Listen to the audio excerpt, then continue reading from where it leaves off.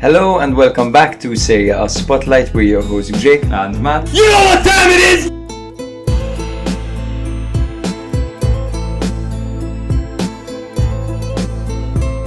I can't tell you guys enough how much you've been my internal monologue when thinking about football for the last year. Yes, amazing! We get to record while drinking some wine.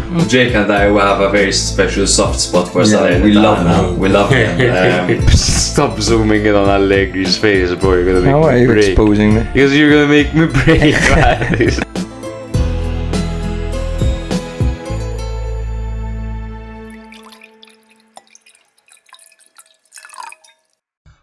Welcome back to another episode of Serie A Spotlight. This is episode number 165.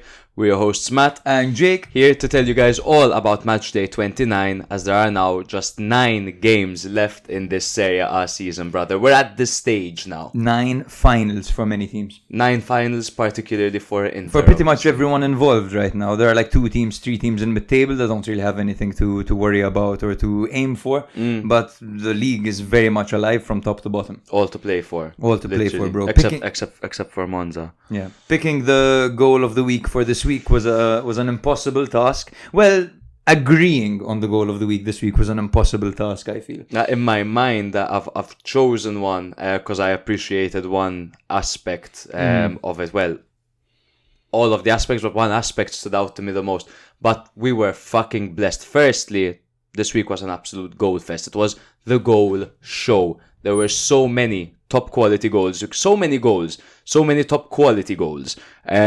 If we want to go through them while you pour us a delicious coffee, thank you very, very much, bro. No problem. We had, starting the weekend off with Miretti, brilliant assist by Malinovsky, who's back and instantly just inserting himself.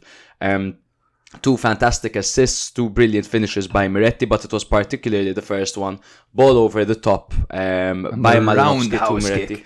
Roundhouse kick into essentially the top corner, brilliant assist, brilliant finish.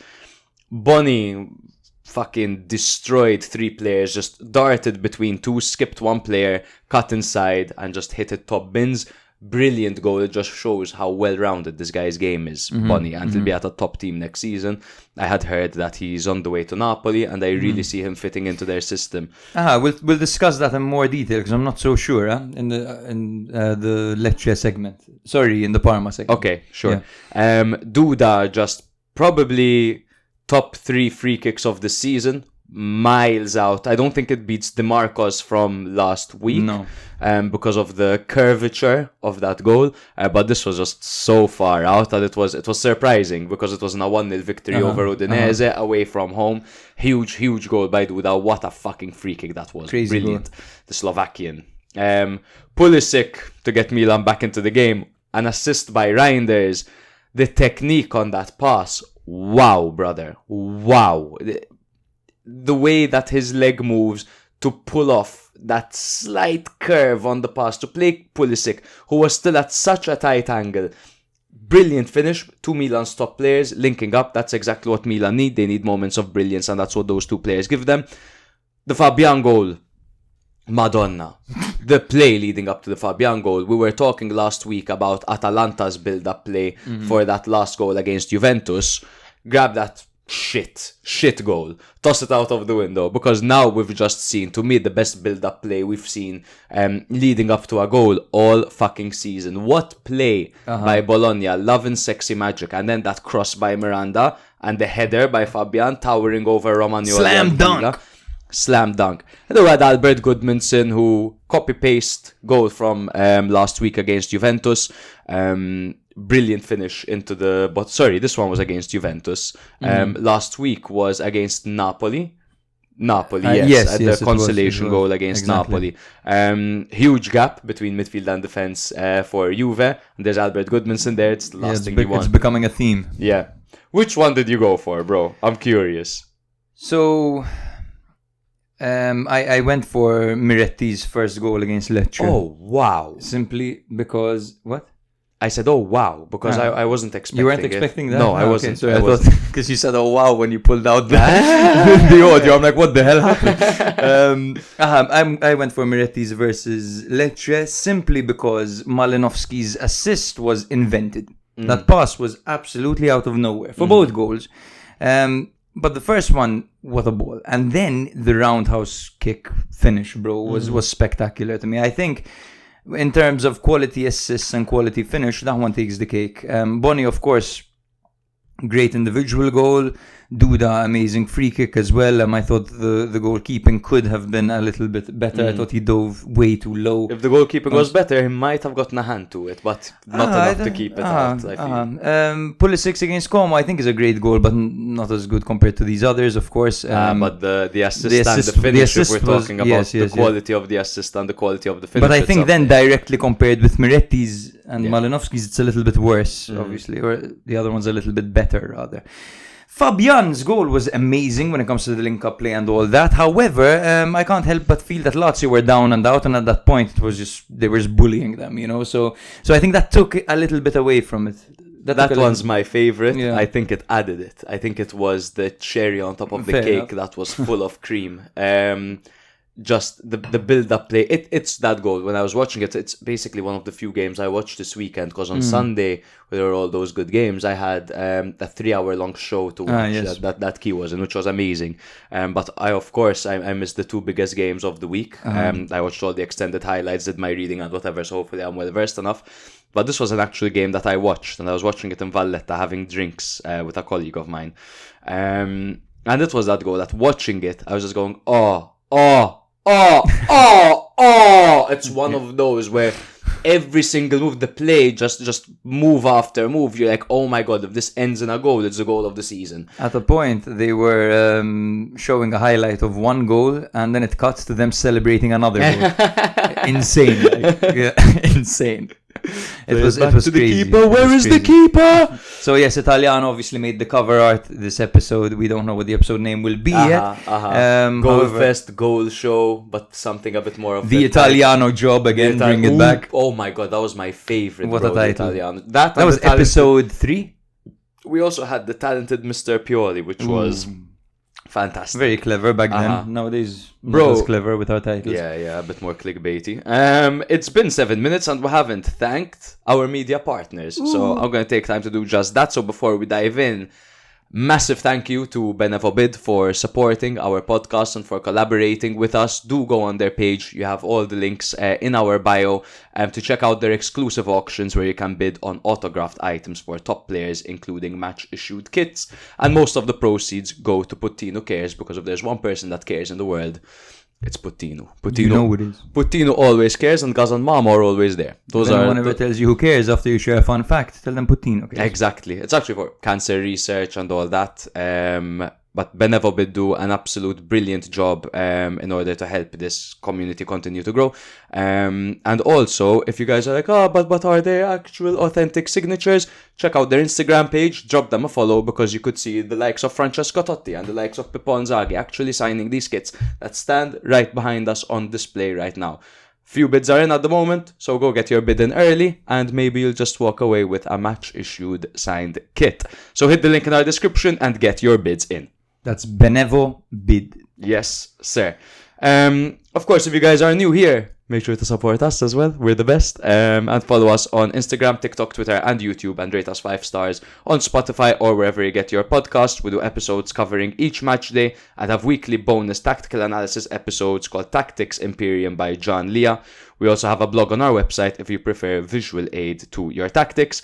If you really love us, become a patron. It's $3.99 a month, and you can win a free kit if you win our fantasy league. And without further ado, our patron of the week, brother. Our patron of the week is Yiri, one of our latest patrons, simply because he got drunk and texted the group chat telling us how much he loves us and that the community is like a family. Exactly. And what I love is drunk gratitude. If you exercise gratitude when you're drunk, man, I love you. So thank you, Yiri. Even the way he started, boys, I have to tell you. You can tell it's coming. He's like, I'm on a party, so it's probably the alcohol speaking. I'm like, let's go, dude. Like he could have been texting an ex or something, but he's texting the Patreon group chat, and I adore that, man. So you are the fucking best. It seems like one big family. That's great. Yeah. We would also like to take this moment to thank 2 new patrons. We have Swamp Hag and Tuck Vobo. Yeah, Welcome. Both of you, neither of you have actually replied to the message that we sent on the Patreon app. On the Patreon app, rather. So do check that, because I know Patreon isn't very user friendly. It's a bit clunky. But go on your inbox over there. I've sent you my number. DM me, send me a WhatsApp, and I will add you to the group chat. We like to know you guys. Yeah. If you want to chat with us and stuff, since you see us like on your screen talking and stuff, we could actually chat together. We want to connect, and even if you don't particularly want to speak on the group chat, that's fine. You can be a lurker. There's plenty of content to read through. Sometimes, obviously, it gets a bit spammy, or maybe they're talking about something that you're not really interested in. But I think most of the time the chat is very informative and fun. Like I'm quite busy on a day-to-day basis, but I always like to go back and kind of read through everything. Shall we get into it? Yes. Unless you have a fantasy update. Yeah, the fantasy update. Yes, Joey D, he's got a new team name, and it's Thiago Fuck Yourself. Yes. He's still in first, but Alan has crept up to second place. His team name Juve Merda. I'm sensing a theme over here. He's about 100 points off. Juventini, which is crazy. Get into our Patreon. Let's restore order over here. Yeah, because poor Lucas pretty much feels like he's on his own sometimes. The others get quiet. He's memeing Juve himself at this point.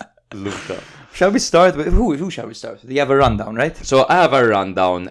For reasons, I think we should start with Atalanta Inter, but let's go through the rundown a little bit. So Inter have extended their lead. Actually, let's talk about how the last match they could have gone. What could have happened last week, as Inter were ahead of Napoli by 1 point. And ahead of Atalanta by 3 points, with Inter and Atalanta going head to head, and Napoli playing Venezia. So at home, was it? Where Napoli were away from home. They were away from home. One of those 12:30 games in Venice. Yeah. So what could have happened over here is Atalanta could have beaten Inter, because Atalanta were home, and they could have gone up to 61 points, level on points with Inter, and had Napoli won against Venezia, they would have gone first on 63 points, or if they drew, like they did, they would have been on 61 points, where we would have had 3 teams at the top, each on 61 points.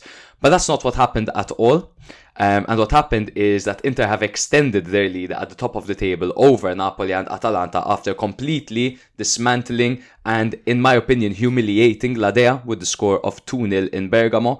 This marked Inter's 8th consecutive win over Atalanta in all competitions, as Inzaghi, needless to say, the same way he had Pioli's number, he has Gasperini's number. Absolutely. In fact, in their head-to-heads as managers, Inzaghi has 12 victories. They've drawn 5 times, and Gasperini has actually beaten Inzaghi 5 times, but that feels like it was a long time ago. In the last 10 matches, Inter have won 8 of them, and of course there have been 2 draws. The last time Atalanta actually managed to beat Inter was in 2018 with a score of 4-1.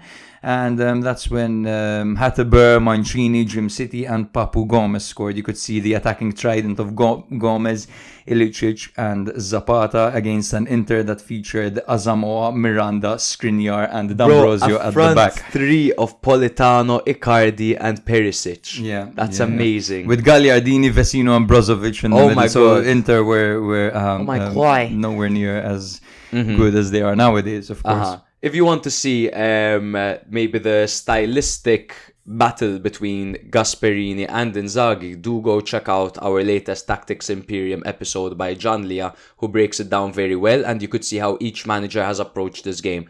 Just to give you a theme, it's that Gasperini, if it doesn't work 7 times, maybe change it up every now and then, because going man for man against Inter perhaps isn't the way to go. But moving swiftly on, Napoli failed to keep the pressure on the Nerazzurri and now find themselves 3 points behind. This comes after they only managed a single point against relegation-threatened Venezia. This means that Napoli have 1 win in their last 7 games, whilst Venezia have gathered 4 points in their last 4 matches with 4 draws. They've held 4 top teams now, the likes of Como, Lazio, Napoli, and if I'm not mistaken, Como, Lazio, Napoli. Como, Lazio, Napoli. Give them a click just so I'll get this correct. I know I have it somewhere else, but no, that was it. Napoli, Como, Atalanta, Lazio. Yeah, there that's we go. Absolutely an impressive run by Venezia. Hence the beanie I am wearing today. Exactly, Forza Venezia. And it's no coincidence that in the last 3 matches, Radu, their goalkeeper, won the Man of the Match award. Bro, he has been super for them. They've only Excellent. conceded 4 goals in 6 matches since he joined, and they played, as you said, Roma, Genoa, Lazio, Atalanta, Como, and Napoli, and to concede only 4 in those games. It's crazy. Yeah. And of course, the regular goalkeeper Stankovic is by no means a flop. He's a fantastic goalkeeper who has a future at Inter. I see him. But obviously, due to injury, they did a great job by bringing in Radu, who's been clutch at the moment, and you'd be a fool to judge Radu by that. Well, those couple of errors that we've seen over the past few seasons. Absolutely. We are going to see, by the way, if Napoli are going to win the league, I believe, in the next 2 games, because they play Milan and Bologna. Yep. Huge. We'll get into all of that. But if you thought that was the hot news of the week, boy, are you mistaken. Juve have crashed out of the Champions League spots, overtaken by Italiano's rabid Bologna, who absolutely gang-fucked Lazio 5-0, marking their 4th win in a row. As a result, Lazio have now dropped to 6th place, whilst naturally Bologna have jumped into 4th, and boy do they deserve it. Juve, on the other hand, should have been chomping at the bit for a victory after their 4-0 home loss to Atalanta, after being knocked out of the Champions League against PSV, and after being knocked out of the Coppa Italia against Empoli. However, it turns out Motta had space for just one more spanking as his side lost 3-0 to the struggling Fiorentina. There was Juve Merda on the Tifo on one side and an ongoing construction project going on the other side, and they still ran away with that victory. Juve dropped to 5th, Fiorentina maintained their 8th place. Yes, what did Motta have to say after the game? Leaving, it would be too easy, and I never choose the easy way out. Our goal remains Champions League qualification. We'll find a way to get to winning ways from our next game. Remember, his contract runs through to 2027. And Juve are trying their absolute hardest, it feels, to not part ways with their manager halfway through the season. Yeah. And it clearly shows that Giuntoli believes in this project. Also, I believe that much like Andrea Agnelli believed in Paratici and he believed in the project, it seems like that is what Elkan is trying to do right now. He's trying his best to believe in Giuntoli, to believe in Motta, and it has to get bad before it gets good, because it's a transitionary process. But obviously we will get into all that very soon. Roma beat Cagliari 1-0 and got their 6th league win in a row, bouncing back. They have the best form in the league, Roma, by a land. Well, Svilar is excellent. Svilar has been brilliant, particularly in the last 2 games that they won marginally over relegation-threatened side. Empoli 1-0, Cagliari 1-0 over there. Svilar was absolutely, he was the god over there.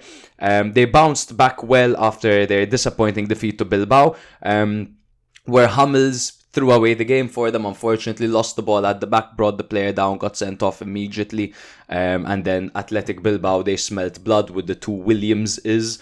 Milan also came back from behind once again to win their 2nd match in a row after 3 consecutive losses, with a 2-1 win over Como, thanks to their 2 best players, without a doubt, Pulisic and Reinders. This season, those are the 2 guys, Pulisic and Reinders. I've been suffering from palpitations this season. It's not good. It's not It's good difficult, for us. bro. It's really difficult. My resting heart rate, my Apple Watch, when I'm watching Milan, bro, it's ridiculous. Like, genuinely, it'll be at 110 resting heart rate. My Casio doesn't tell me that. Request one for Christmas. It always works. I've been wanting one for like a year and a half. I'm like, I'll wait for Christmas. Out of the relegation sides, Verona are the only ones that picked up 3 points as they won in Udine with the score of 1-0 thanks to a fantastic free kick by Andre Duda. He Promoted from Duda to Zop. I have that as a joke. No way. I have that as a joke, bro. It's crazy. That's crazy. Duda means like Willy in Maltese, and then Zop means cock. So we're saying that he's upgraded from Duda to cock. Fuck, man. Climbing to 40. That's crazy, bro. Nice to see we have the same level of brain rot. That's fucking ridiculous, man. I hate that shit.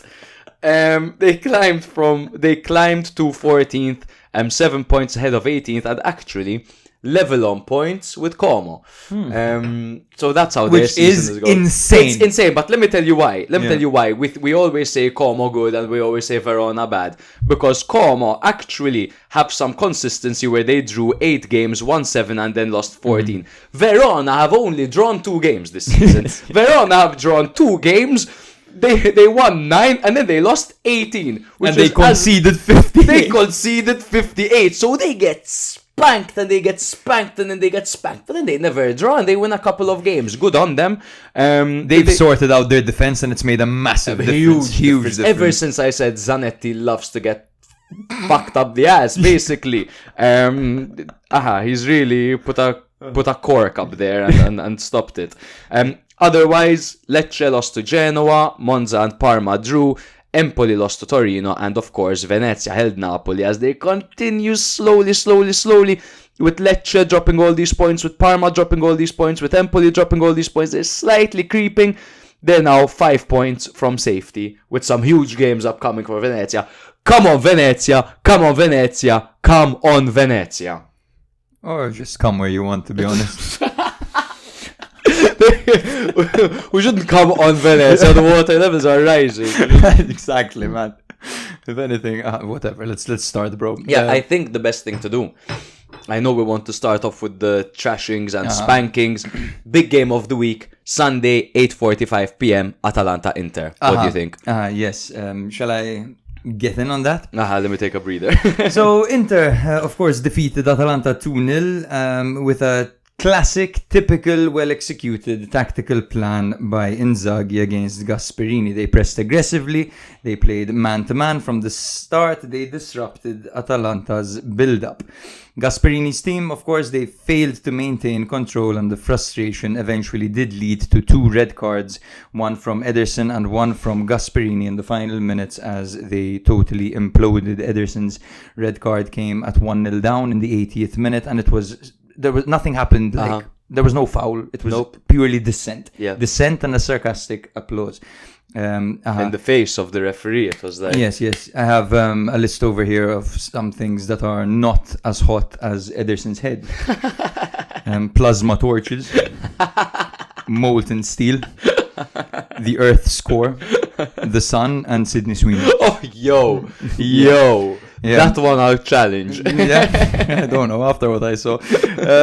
Inter set the tone, to be honest, 6 minutes into this game when Lautaro had a really clever first pass that totally split Atalanta's defense and set Thuram one-on-one. I think he had too much time to think about it and he clipped the post in a 1v1 situation. He's hit the post so many times, Thuram, this season. And then Carlos Augusto broke the deadlock early on in the second half with a header from a Çalhanoğlu corner, classic Inter. However, play had been halted for a while before this due to an issue in the crowd. So there were like 10 minutes of inactivity. Then play continued. Çalhanoğlu took this corner and he just scored it immediately. And it almost seemed, I don't know, cruel. Obviously, play had continued. You know, it's a fair goal. It stands. But clearly, like the Atalanta players were not locked in after the drama that was happening in the stands. Perhaps they should have been. While Lautaro, of course, eventually went on to seal the winner after a defensive lapse, which saw Atalanta's players scrambling, trying to go man for man, trying to stop the ball, trying to block the shots. And it was like men against boys at that point, where the experts are playing the ball around and the children are just chasing around, following the ball. Exactly. With no structure. Exactly. I think in reality, I was just going to stress that Inter totally deserved this victory. They dominated possession ever so slightly. They had an XG of 2.45 to Atalanta's 0.64. They had 4 big chances to Atalanta's 0. I believe Atalanta's best chance came from Pasalic, who forced Sommer into a great save early on.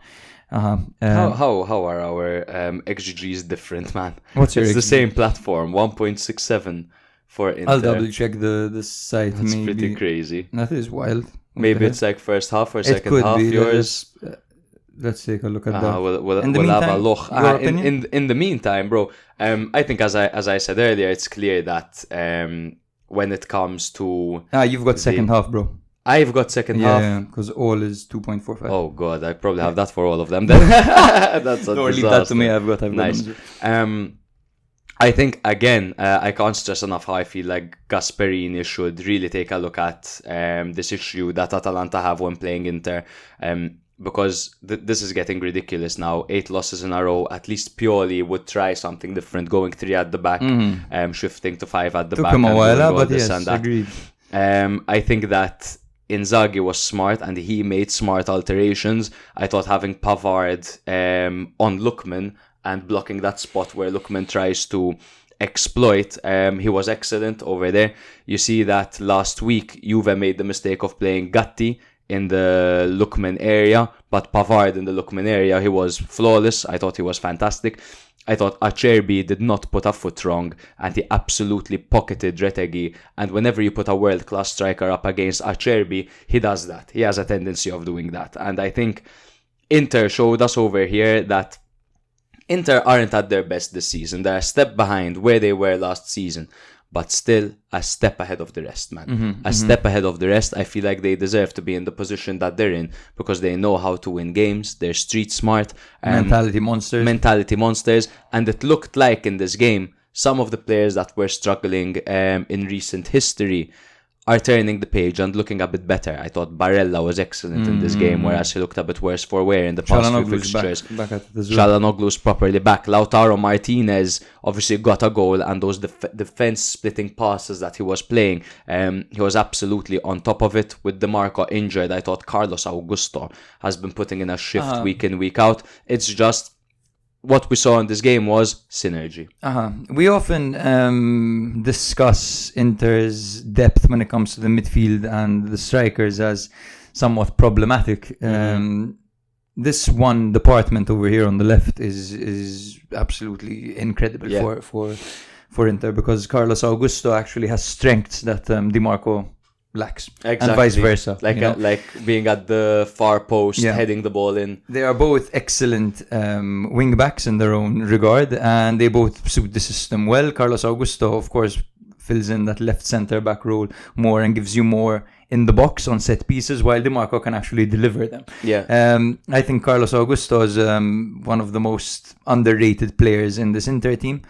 He was brilliant at Monza in Serie B. And Brilliant in his Serie A. first season in Serie A. He was their top scorer. Yeah. I'm not even sure if he still is there. He might still be their top scorer. He I'm might not sure. actually still be In their Serie top scorer. I'm not sure if Danny Mota over 2 seasons Or would have Churia. overtaken him. Or Churia. But I think he scored 6 goals or something in a season in Serie A for Monza. Definitely, I think Carlos Augusto starts at left back for every single team this season, apart from Inter. Probably. Because they have such a unique strength with DeMarco. Inter absolutely love being stacked on the left side, by the way. If you look at the past 5 years, they've had the rotation of DeMarco and what's his face? Carlos Augusto. Before that, they had DeMarco and Perisic, and before that, they had Perisic and Gosens, which is absolutely ridiculous over the past 5 years to just have only world-class left-sided players. Clearly, it's something that Inzaghi and Conte, absolutely love having to their arsenal. But Let's I think not forget where it all started, of course, with Nagatomo. With Nagatomo, of course, the absolute trendsetter over there. Absolutely. I just feel like Atalanta. I don't want to write off Atalanta because of a loss to Inter, because it's clearly something that they struggle with playing Inter. They're 6 points behind Inter now. I do feel like we'll discuss this. We can't discuss this now. Do Inter have one hand on the trophy? Yes, they do have one hand on the trophy because for the first time in a while they're first and they have some breathing room, right? They're 3 points clear of Napoli, who have 2 very difficult games coming up. So yes, I would say that Inter right now have one hand on the trophy. However, there are still, as you mentioned, 9 games left. So of course anything can happen with the tight schedule of Inter as well. It's good to mention with Coppa and Europa League, exactly. Champions League, and of course the confidence boost they've been on, beating Atalanta, dismantling Atalanta rather, who are one of their direct competitors, while coming back against Monza, for example, would have been massive for their team morale. So they're definitely trending upwards right now, Inter.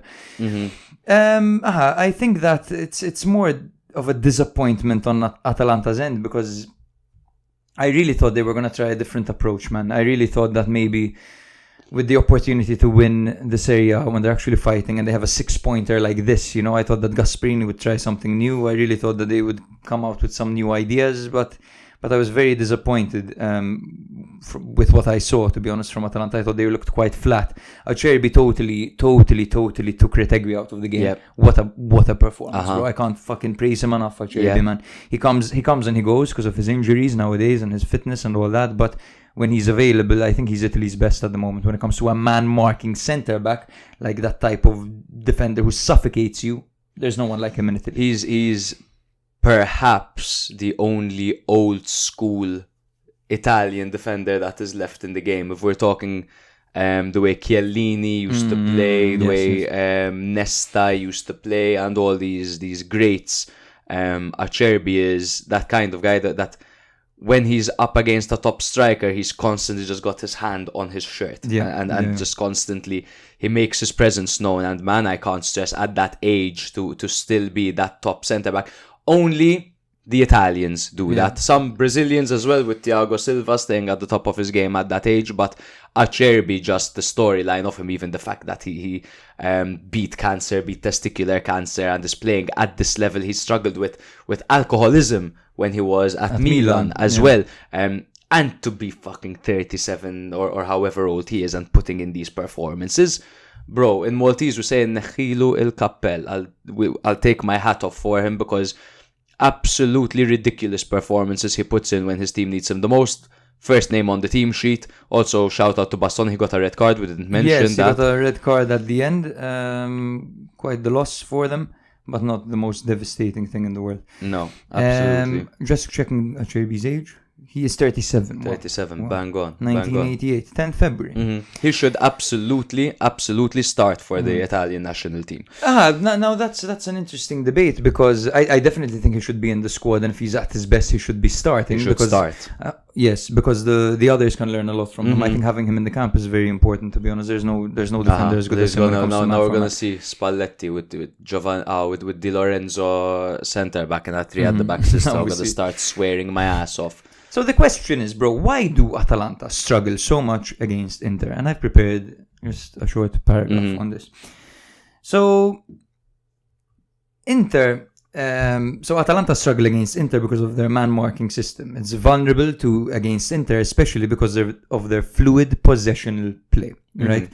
So Inzaghi's team disrupts Atalanta's structure with quick passing, movement, rotations, and they make it very hard for Gasperini's players to actually maintain their shape, because they scramble them and they jumble them up completely. In fact, just to agree with you over there, if you watch Inter play, there are so many occasions where their back 3 are in the midfield and their midfielders are in the back 3. Yeah. That is the perfect way to bypass the system of man marking. It is, in fact, what Pioli had started doing against Gasperini, to do that exact thing, where players would jumble up their position, because if fucking Ederson knows he's man-marking Mkhitaryan, and then Mkhitaryan's in defense and Bastoni's there, then he's going to get confused, he's going to be caught out of position, and that position is going to be exploited. Absolutely. And they're kings of creating pockets and playing through them. They've mastered it, exactly. Not to mention exactly stretching, and the fact that their wing-backs can can run for days. Dude. Like Dumfries and Augusto, of course, gave Bellanova and Zappacosta a run for their money. They're tireless, but Inters are tireless. Yes, bro. Yes, because they move strategically. Yeah. It's not all about work rate. It's about moving efficiently and effectively. Exactly. Atalanta recently adapted by pressing more selectively and countering effectively, as seen in their 4-0 win against Juve recently. And I really thought that they were going to take a similar approach against Inter this game, especially with Inter fatigued, missing Di Marco. I thought they had a real chance this game. But of course, I think the sequence of events was quite unfortunate as well, because of course the first goal came after 10 minutes of inactivity because of the issue in the crowd, medical emergency or whatever that was. And then of course Ederson's rush of blood to the head makes it a bit of a harsh loss for Atalanta. However, I can't a stress convincing enough one for how Inter. over 90 minutes Inter were much better than Atalanta. Yes, However, yes. Inter were much better, and it is a well-deserved victory. Of course, like you're saying, those factors have to be considered and mentioned because they play a part in how the goals took place. But absolutely, Inter, one way or another, would have won this game. I feel. Yeah. Perfect. I think so.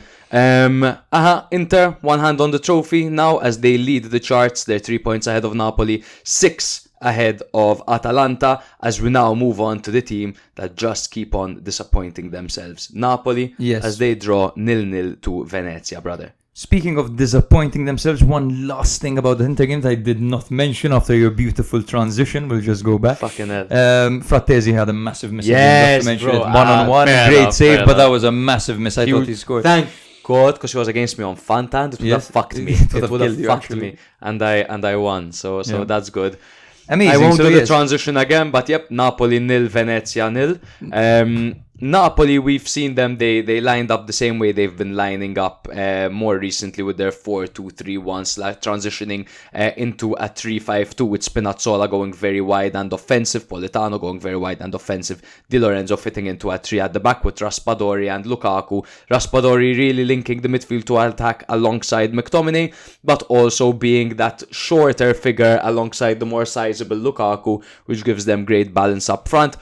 Venezia, as we've seen them recently, structure, balance, and just, to be honest, cautious. A cautious approach, but a very rock-solid and sturdy approach that they've been taking recently, which is not the Di Francesco that we're used to. It's the new Francesco that we've come to know, right? The new, as I call him Francesco. You called him the new Francesco. Yes. The new Francesco, bro. That's the episode title, huh? The new Francesco and the picture of Italiano. That's great. What a disaster. What a disaster. Our podcast, we can do it. Yes, let's just look at how this played out. So in the first half, Napoli dominated possession. They created several big chances. Raspadori hit the post 4 minutes in. Radu made amazing saves on McTominay and Lukaku.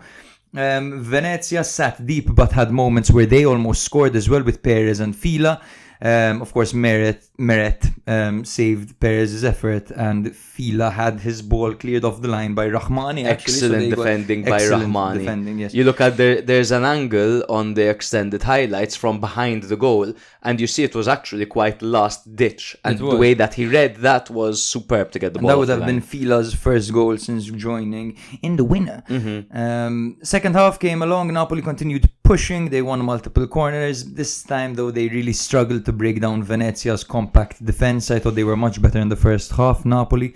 Conte made 4 attacking changes late on, but in the final third, they lacked. In fact, there was a situation, for example, where Okafor delivered a delicious cross to Simeone in the 90th minute, perfectly in front of the goalkeeper, and Simeone skied it from close range. And then after that, Venezia almost stole it in stoppage time, with Nicolucci Caviglia having a first-time shot, and Meret having to be called into action to save that from a possible disaster for Napoli. Because that's where Venezia have changed. When I say that they're sturdy and they're very pragmatic in that sense, they still have the capability of smelling blood and catching teams on the counter. And actually, if you look at their team, they're quite set up for the counter as well. They're set up to be off the ball, this team. But the way that they were countering, they almost found success, and there were certain occasions.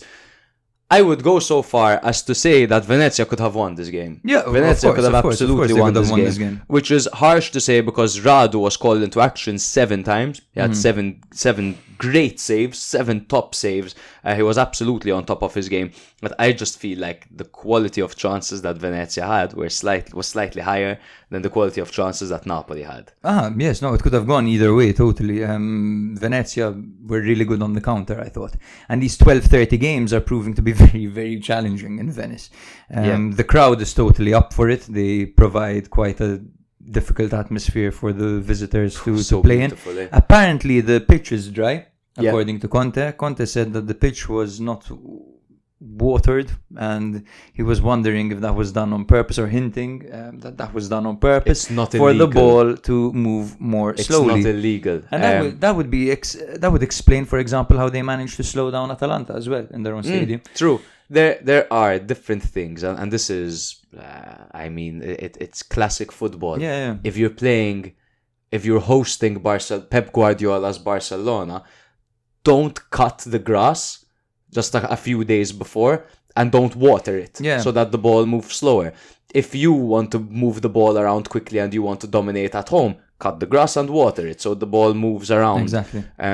Of course, there are regulations, but it's a range, so you can always get away with a bit less or a bit more. Exactly. So depending on your opponent, It's of course, football. this is something you're going to take into consideration, because this is a massive business, a massive industry, and the importance of a victory is massive, to the point that you can take off pitch kind of situations, or not off pitch, non-tactical approaches, basically. And these clever little approaches. Exactly, and that's part of the reason football is so beautiful, that if you're a groundsman, you do your part as well to get the team victories. It's the entire system. Make sure you're employing the right people to make these observations and to do the right things. Absolutely, yes. Once again, totally impressed by Kande at the back, who forms a formidable partnership with Idzes and Xing Tian, who's been playing very well as well. I thought that Nicolucci was just excellent. Di Francesco recently said in an interview that he has nicknamed him Il Professore, which makes him the 3rd player to have been nicknamed Il Professore from the ones I know, at least. Not Pirlo, Seedorf was Il Professore. Oh, you're right. Seedorf? You're right. No, Seedorf was El Presidente. Yes. Was he? No, that was Kessie. That was Kessie was the president, exactly, because he parked in the president's parking. That's crazy. Classic. Yes, but yes, the 3rd, of course, Professore is Nicolucci Cavalier. Just a few notes to make. Firstly, I think it's worthy to mention that there were certain occasions where I feel like Napoli could have really added some sprite to their attacks, but they're a team that just at this point significantly lack any form of pace. I feel like Raspadori was working overtime to try and make things happen over here. And I was quite impressed by Spinazzola, who was actually getting past his man, which is not something that we've seen very regularly this season, but he actually had 3 successful dribbles out of 4 attempted ones, and he was actually knocking the ball into the box and creating chances.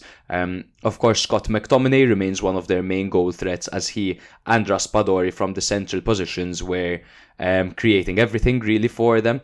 Raspadori at a point took a very dangerous free kick. It was a cross between the goalkeeper and the striker, but there was just a last-ditch interception, I believe. Venezia, on the other hand, as we mentioned, they're taking a good approach, as they find themselves still one before the last, and they're just getting past this. They just drew to Lazio, Atalanta, Como, and Napoli. And now they have Bologna next. And that is the end of their super tough spell. And then after that, bro, they have 3 6-pointers in a row. And we have to watch every single one, because they have Lecce, Monza, and then they have Empoli. 3, I'm going to repeat those. After Bologna, they play Lecce, Monza, and Empoli. Those are, at this point, the 3 most winnable games in Serie A. Lecce, who are on a 4-game losing streak. Empoli as well, recently. It's one of the biggest drop-offs we've seen since that Udinese season where they had Sotil. And Monza, I mean, they're dead last and not really improving. So Venezia have a significant opportunity over here, where over these 3 games, bro, imagine they win 2 of those games. They're done. Imagine They're they win 2 of those games. Yeah. Yeah, it would be massive. And I think when it comes to the bottom sides, they're definitely one of the most impressive ones. They look so structurally sound when it comes to the others. However, they do need to start winning a little bit more because they've only got 3 wins in the league. That's 1 more than Monza and 1 fewer than Empoli, for example. Yes. Lecce have won twice the amount of games that Venezia have, which is absolutely crazy to think about, considering how much better Venezia look than Lecce at the moment. Let's just say at the moment, because Lecce have looked solid in phases this season. So we'll see. This will go right down to the wire. It's super exciting. I just want to remind you that in our predictions episode, you said that the relegated teams are going to be Verona, Lecce, and Venezia. No, sorry. You said Empoli. No, you said Empoli, Verona, and Venezia. Yes, Empoli, Verona, Venezia. And I said Empoli, Lecce, Verona. So we'll see the Venezia call, whether or not it's going to work. And I said it will be a miracle at the end. So we'll see. It's going down to the wire, our prediction. That has to be a as well. snippet if you get that. Right. Also, by the way, before we move on, important to mention that Neres is back from next game for Napoli. I'm not sure if he'll start against Milan, but probably we'll see him a little bit. We didn't mention that Retegui has picked up an injury. Yes, on international duty. So, yes, that's it basically. He's picked up an injury. We don't know the extent of it, but he has. It just happened home. Now at training, so you heard it here first. I guess we can move to the battle for top 4 since it is now at the top of the table. Essentially, 2 games really encapsulates all of it because it was Inter, Atalanta, and Napoli. The battle for top 4, I think we should start with the spanking. Yes. Bologna 5, Lazio 0. And before we get into it, I just have to say, Bologna played the best football I've seen all season. This was the best performance, especially the best second half I've seen all season.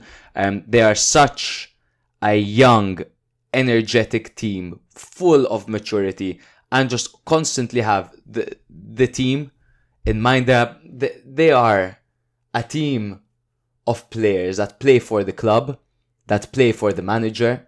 Everyone is on board. The fans are on board. The manager is on board. The players are on board.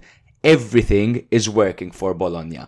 And they had every reason, Bologna, to be disappointed from last season to this season, seeing the players go in and the players going out, obviously losing the likes of Motta, who they thought was everything for them, who took them back after obviously what happened with Mihailovic. They lost Calafiori, they lost Zirkzee, and they lost Salamakers. And in return, they showed more faith in their players rather than bringing in new, huge talent. But the likes of Beukema has been a rock. Excellent. He's been excellent at the back. Ferguson in his newly discovered position. Odegaard in his newly discovered position. Ndoye going from 1 goal, 1 assist last season to 7 goals, 3 assists this season. Orsolini, captain fantastic, creating absolutely everything for them.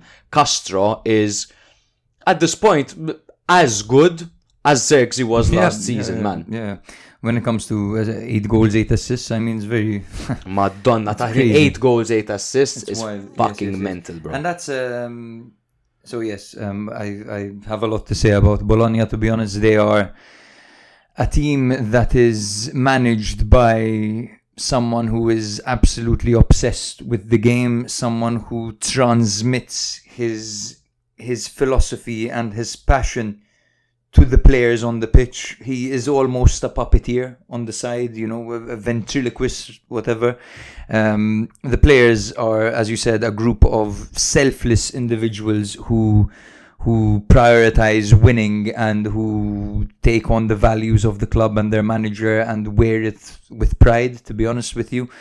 I think this comes from a sporting director kind of approach as well. Like their sporting director has done an excellent job at bringing in players who don't cause problems, players who have the right attitude, the right mentality, and we've seen it, man. These guys are a joy to watch, honestly. Absolutely, they're a joy to watch, Bologna at the moment. And if there's a team that deserves top 4 at the moment, it's them, to be honest with you, because they look so driven and the charge that they're on compared to the others is just a level above, man. Absolutely, and the momentum that they're building, they have the opportunity now to cement themselves as one of the top teams. The same way, the same thing we saw Atalanta do in the past. If we're talking about the project, losing top players and maintaining your position and strengthening yourselves, that is on par with Atalanta. Atalanta have done it for 10 seasons in a row now, kind of thing. But Bologna are at the start of that. They went through a tough time, of course, with Mihajlovic at the end of his life, and actually he passed away while managing this team. Mihajlovic, it was absolutely crazy. Of course, they weren't doing great back then. They didn't sack him because that's the kind of club that they are. Bologna, beautiful club, and every decision they've made after that was absolutely spot on. And I just want to shout out one more player as well, even though I could shout out the entire team. But Miranda is an excellent wing back. Miranda can play. Milan wanted him. I'm not surprised. I'm not surprised because his crosses are incredible. He has the left foot of a genius, and every single cross he was putting in was bang on. So like Einstein's left foot. Like Einstein's left foot, pretty much. Miranda has Einstein's left foot. They now have 4 wins in a row. Bologna, only 4 losses this season. They've been consistent, bro. And something that has been different about Italiano this season is that finally the team that he's managing is being productive when it comes to the possession, right? Usually we say that Italiano sides struggle to score, right? And they struggle to actually... There's a lot of... foreplay. There's a lot of foreplay. Remember we used to say there's a lot of foreplay, but no actual penetration. Talking dirty to you all night and then lasting 2 minutes. Exactly. They wouldn't score. They would just hold the ball and not score. However, it's all clicked now. They've got 49 goals. That's more than Napoli and Juventus, trailing only Inter, Atalanta and Lazio. In an aggressive 4-2-3-1 system, which totally maximizes attacking output. They're averaging 1.7 goals per game right now. And the goal threat is totally well distributed. So Orsolini leads the charge with 10 goals. This is his 3rd consecutive season hitting double digits. Then you have Castro with 8 goals, 8 assists. Ndoye with 7 goals. Odegaard with 6 goals. They're extremely highly unpredictable. So 23 of their goals have come from wingers, 10 from centre forwards, and 9 from attacking midfielders. Madonna. Incredible, the firepower. I absolutely adore Bologna over the past few seasons. What a great job they have done. Shall we jump to Lazio a little bit? So Lazio, against top sides this season have struggled. Yes, I mean, they lost the derby 2-0 to Roma, who I know form goes out the window in the derby, but back then when they lost, Roma were in a very bad place. Not to mention they hosted Inter and lost 6-0. Now, losing is okay. Especially when you're overachieving. But this is the problem that Lazio and Juve are currently facing. The fact that they're still in line with their objectives. And in Lazio's case, they're overachieving. However, they are getting humiliated. They are suffering historic defeats. And it's not one. Both Lazio and Juve have suffered 2 historic defeats in one season, in the same season. Juve, so of course, it puts them in a very complicated situation, because Juve, of course, have the mentality that winning is everything, and usually in a situation like this, the manager would get sacked immediately without any questions. Lazio, I think the same. If you suffer 2 defeats like this and you're nowhere near the top 4, I think automatically you're going to get the sack. So it's a very particular situation for Lazio right now. My least favorite saying in football is a loss is a loss. If you lose 1-0 or you lose 6-0, it's the same thing. No, it's fucking not. Are you stupid? Especially in Italy. Morale is something in football. If you lose a game 1-0 and it was marginal, it's one thing. If you lose a game by getting humiliated 6-0 to Inter or 5-0 to Bologna, then it's going to do shit things to... The fans are going to turn on you. Like they did in this game. Obviously, the players had to approach the fans for their apology. The fans started hurling abuse at the players, and Baroni went in front. He's like, abuse me. It was all me. It was my mistake. By the way, che uomo. What a man Baroni is, because he is consistently just positive and protecting his team. Exactly. Always. Everything he does is with... his men's best intention for his men. And he's a great representative. Unfortunately, I think he has a bit of work to do when it comes to getting absolutely shafted and blown out of the water. It was a great start, but I just have to say this. I have the feeling that Lazio can completely crash out of Europe altogether. Out of the European spots and everything. Out of Europa League, out of Champions League. I think they can crash out of everything. Okay. If you look at this loss that they just had, and then you see the remaining fixtures, when you see all the teams fighting and coming up, you see the likes of Milan, you see the likes of Bologna, Juve, Fiorentina, all of them fighting, Roma, and then you look at Lazio, whose remaining fixtures are Torino at home, Atalanta away, Roma home, Juve home, Inter away, all with the Europa League, which they are clearly prioritizing as well to win the Europa League. They can actually, I'm just going to pull out the table over here, they can actually crash out of Europe altogether, which would be in line with the prediction I made at the earlier stages, because they have a great squad. They have a good squad, they have a good manager, but they don't have a great squad. So I think what they lack at the moment is the depth to participate and to participate in so many tournaments and to play so many games per week. If you look at the team that they fielded against Victoria Pilsen, by the way, were Victoria Pilsen the team who played Hamrun? They weren't they? No. In the qualifier. Maccabi Haifa it was. And then I think maybe Maccabi Haifa played Pilsen. I don't know. Basically one of these Conference League runs, I think, that or Europa League runs, the preliminary stages in Malta. One of our teams played them, basically. But yes, look at this. So Lazio edged it against Victoria Pilsen. Thanks to, of course, Romagnoli, who scored back-to-back. They made, I believe... Okay, so Provedel, of course, played both games. Marisic, Patrick, Romagnoli, Tavares in Europe. Marisic, Romagnoli, Hila, and Lazzari in Italy. So they played the worst defensive line in the league. Yep. Then they played Guendouzi and Vecino in the double pivot against Pilsen, where they played Rovella and Guendouzi against Bologna. So they rested Rovella. They rested only Rovella, basically. And then Isaksen played both games. That's where I'm going with this. Isaksen and Zaccagni played both games. Pedro started in Europe, and Vecino started in the pocket in the league. Not to mention, of course, Castellano started in Europe, and then Diaz started in the league. So pretty much the same squad bar, some changes here and there. Of course, the fatigue is going to play a massive part where you're playing in a game like this, but maybe this is something that I mentioned last episode, where I said that I think it would make more sense for Lazio to prioritize Europe as a direct channel to qualify for the Champions League next season, rather than trying to get top four, where there are so many teams still into it. Maybe they're trying to prioritize that. The only thing that goes against that is the resting of Rovella, but maybe they thought they could do without him. It's a very tough run they have in the Europa League coming up as well. I don't think they're the absolute favourites, because Athletic Bilbao, for example, there are many good teams, of course. United. I am just confused by some of the decisions on the pitch, because they made 3 signings, right? Prostgard, or whatever his name is, Prostate Guard, prostitute, I forgot his name. No, the guy they brought in the centre back. He hasn't featured at all. Yes, the Prostate Guard. He hasn't played a single minute, right?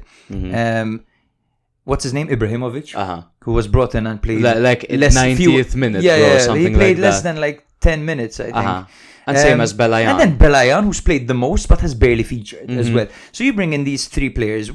One of them... For depth, clearly depth. One of them, in Belayan, has been playing regularly. He's match fit. He was Verona's best player. Everyone was talking about him.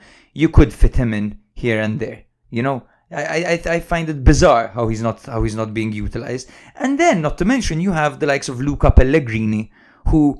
with Hisai's injury and Nuno Tavares' injury, they desperately need some manpower at the back over there, has been forced out of the team for disciplinary reasons. And then Toma Bazic, who was also not included, has been called back, even though they have Belayan in that thing. So I wonder at this point, like, why? isn't he using the 3 players he's been given? Why? It's strange because Why? what He's they the need type of right now manager is who's depth. given a chance to everyone Exactly. from the start. And why the 3 new arrivals? He's been given, so he would have said, "Hi, boss. We're competing on all fronts. I need some reinforcements. I need some depth. I need someone like Rovella. I need someone attacking that can create chance. I need whatever." And he gets those, and he's simply not utilizing them. You know what that makes me think? It makes me think that the sporting director and the manager are on 2 completely different wavelengths. That's what it seems because like. if you're feeding the manager with solutions and the manager isn't using them, there is clearly that issue at hand. Agreed. That's where I was going with this, to be honest. And Lazio now, look at the table, bro. Lazio are in 6th place on 51 points. Behind them, Roma in 7th on 49. Behind them, Fiorentina in 8th on 48. And Milan in 9th on 47. So all it takes is for Lazio to lose 1 6-pointer and they can potentially crash out of the European places after such a good run that they had for the majority of the season. And I have to say, early in the season, we saw Atalanta go on a huge run. We saw Lazio go on a huge run. Doesn't mean shit, these runs. Form is temporary. Class is permanent. Let's move on to Fiorentina 3, Juve 0. Another absolute spanking. Another spanking we weren't expecting. The random spankings that took place, well, not exactly random, because Juve are coming off another spanking as they lost 4-0 to Atalanta, which was their biggest loss since 1967 or 1968. 67, I think it was. 67. And 18 minutes into the next game after their worst loss since 1967, they were down 2-0. Yep. 18 minutes in. So Gosens, of course, scored from a deflected strike of a corner where the defending was absolutely pedestrian. And then Fagioli, who's on loan from Juve, currently owned by Juve, set up Mandragora, who finished excellently. Great finish. From quite a distance. And then you see Fagioli going mental in the celebration. Yes. Like, what is going on? That is so symbolic. Yeah, it is so symbolic. Totally symbolic. Then Juve saw plenty of possession, but they didn't really trouble De Gea at all. Fiorentina sealed the result in the second half when Goodmanson was played the ball. Like, honestly... You know, Kerrygold, when you leave it out, when you have a long commute from the shop, when you have a long journey from the shop to home, you get home and you open the butter and it's kind of like you just cut through it with ease. Yeah. That's Juve's defense. Oh, 100%. That's Juve's midfield, sorry. It's the gap between the midfield and the defense. It's not working. It's this 4-2-3-1 least favorite has formation. been exposed this season. There's only one team that's finding consistent success with it, and it's Bologna with Italiano. Yep. Yeah. And it's way more than a 4-2-3-1 that they use, Bologna, because mainly it's a 4-3-3 formation. Odegaard isn't like a secondary striker.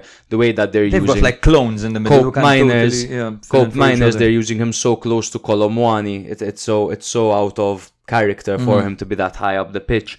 But it was this was a symbolic game, and it was symbolic because why do Fiorentina absolutely hate Juve? Because Juve have taken their best talent from season to season. I mean, you see, they played Nico Gonzalez, who was their star man last season. They had taken Bernardeschi, they had taken Vlahovic, they had taken Baggio. It just, in history, they took all of their best players. And what happened over here? Keane, from Juve to Fiorentina, he's the second top scorer in the league. You have Fagioli, who assists too and is celebrating passionately in front of the crowd, taking the ball of Cope Miners with a 360 turn, which was absolutely just beautiful to watch by Fagioli. True. What a performance he put in, and it was very symbolic in that sense. It was. Juve, who are obviously clearly struggling, and they've been struggling since this whole Ronaldo thing, since the Plus Valenza scandal, since obviously getting rid of Allegri and trying to branch out, rehiring Allegri, and now getting rid of Allegri and hiring Motta and Giuntoli, and they're going for this long-term project. Of course, there are going to be growing pains, but you'd expect them to improve as the season goes on and not face 2 historic defeats towards the end of the season after they've been knocked out of every single other competition, and they should be focusing everything on Europe, on the league, It's clear that they've taken a hit since Agnelli has stepped out and since Elkan and Ferrero have taken charge. Of course, again, growing pains, but there isn't that expertise, there isn't that know-how, and there isn't that trust and faith. Even the fact that they don't have a fucking sponsor, bro. Even the fact that they don't have a sponsor. If they don't make Champions League, do you know how devastating it is? Of course they make ticket sales, and they're one of the only teams in Italy that make ticket sales. But the fact that they're not making money from a sponsor this season, and they might miss out on 100 million or whatever from not getting Champions League qualification money. It's a hit. Because what they did is they got rid of the dead weight, which they had to get rid of. But they overdid it, bro. What are you doing getting rid of Fagioli, for example? It was too much. And this was symbolic, seeing Fagioli absolutely outplaying Cope Miners. It was symbolic. Even I heard Huijsen speak recently. He's like, I hate to say it, man, but I felt like I was hard done by Juve. I went out on loan. Train separately. They told me they weren't going to force me out, and then they made me train separately, and I couldn't attend the games, and I couldn't do this and that. Dean Huijsen, who is now killing it. He's highly sought after everywhere else. The Juve Next Gen project is an excellent project, but you need to fucking... you can't go all out and just use it as a money-making factor. These players in your Next Gen team understand the DNA. They understand what it means to play for Juve. Exactly. They're born and bred. They're less likely to leave because they're local. You know what I mean? They're the players you're meant to take care of. Exactly. You think Barella's gonna leave Inter, for example? I mean, granted, he didn't come up from their youth system, but there's a certain importance when it comes to having Italians on your team, because Italians understand the value of the shirt, and they don't have greater aspirations. Who do Italians want to play for? They want to play for Juve, they want to play for Milan, they want to play for Inter. Exactly. They don't want to play for Real Madrid.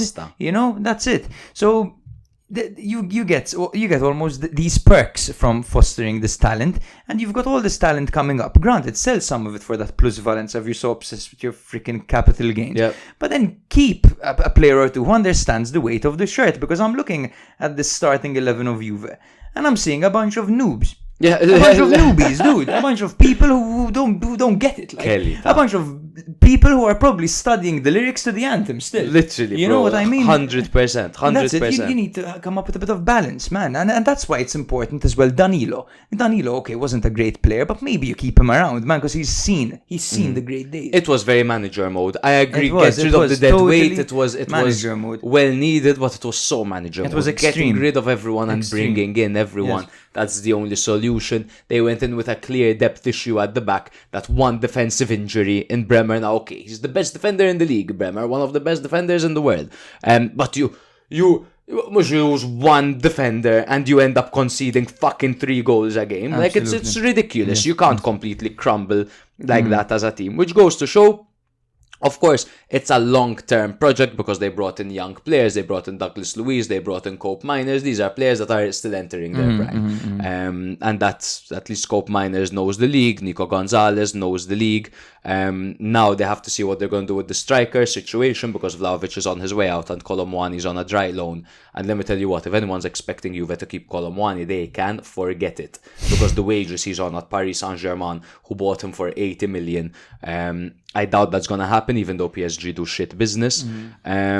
When Bremer's back, maybe they'll do a little bit better. I think that will sort out many of their problems, to be honest. Left back situation is dire with Kelly. Kelly was shit. He's not good. The right back situation is even worse. I thought that Fiorentina totally focused that right side on. It's true. Where I was pushing up. They stretched that side with Gosens and then Fagioli and Goodmanson double manning and attacking the space. Juve were static, they were predictable, man. They lacked movement. Coop Miners didn't offer much when it comes to McKennie and Gosens as well, yes. They have no identity. You go up against Juve and almost I wouldn't know how to set up against them. I'm like, we have to play our own game and outpower them. Have you heard? Because you don't know how... You don't know how Juve play, because they have there's no identity. You know, Atalanta man for man high press. You know, Inter play for the crosses. You know that Milan like to play the ball out wide and cut into the area. You don't know shit about how Juve play. Yeah. What did I hear? Sorry. They're gonna change to a 3 at the back probably. Apparently, these rumors are everywhere. When 2-7-2 is gone. Yeah, the 2-7-2 is gone. God knows what he's gonna call this one, but a 3-5-2. And I think with the players that Juve have, it makes more sense, to be honest. Right now, they really need to think about what they're doing because they're conceding a bunch of goals and their striker isn't even getting chances. Like Colomwani, this game, he attempted 2 shots. One was off target, the other one was blocked. Mm-hmm. So, do they get Champions League, Juve? you're asking? I say no. I say no. I think the way Bologna have been playing, the way Roma have been the form Roma have been on, I think it's the fact that Milan are obviously getting Milan are obviously getting it exactly. But, yeah. Oh, It's a possibility. I just don't think it'll happen. We'll see. Okay. From the last time we spoke, it's from 9. It's 6 now. So we'll see next week. When Milan have fucking huge difficult games coming up. When everyone else is playing huge difficult games for huge crazy good players, brother. Okay. One more thing. So Motta and the management, they met on Monday after the game, and they had a lunchtime chat about what's been going wrong. And apparently Giuntoli sat down and he provided what was described as cold, objective, in-depth analysis. So they're working together to try to overcome this rut. They're trying to work calmly without any rash decisions. No, which is good. Exactly. I think this is how it's meant to be, bumpy road, whatever. Yes. Nice kids, Fiorentina. Yeah. Beautiful kid, Fiorentina. I thought Fiorentina played a great game as well. And the key thing to this game was the fact that they set up in a 3-5-2 to face a 4-2-3-1 was absolutely pivotal, because we're talking about the gap in the midfield, but talk about being overpowered in the midfield. Absolutely. With Fagioli, Cataldi and Mandragora. Cataldi and Mandragora are very seasoned. Fagioli gives you energy, and he's actually been impressing me closer to goal as well, because typically you see him as a bit more in the number 6 area, trying to control the tempo of the game. At least that's how he was being used, especially in the national team. And then you have Goodmanson occupying that space right behind the double pivot, between the double pivot and the defense. And honestly, man, you wouldn't want a Goodmanson who's on great form over there. If you leave a gap between midfield and defense, and you have Goodmanson running towards you, then it's easy. That's like Rocco Siffredi walking in on your woman while she's showering. While she's having a moment of vulnerability.